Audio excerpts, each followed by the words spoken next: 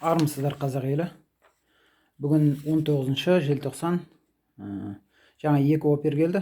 Маған мінеки повестка беріп кетті.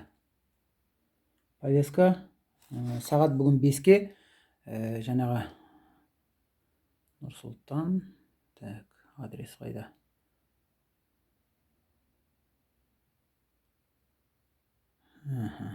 Енді адресін тауып аларым қазір. Аяқ астында қарай алмай жатырмын. Дабенов Али деген тергеушіге барасын дейді.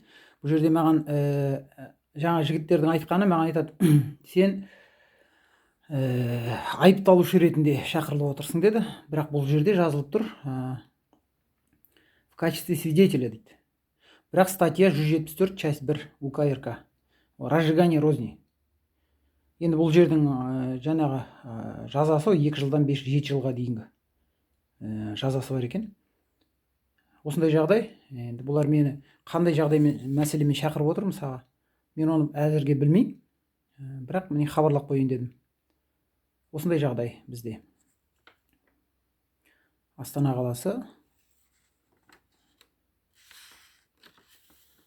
Қазір телефонына звондаймын ғой, қай жерде адрес. Мына жерде көрсетілмеген.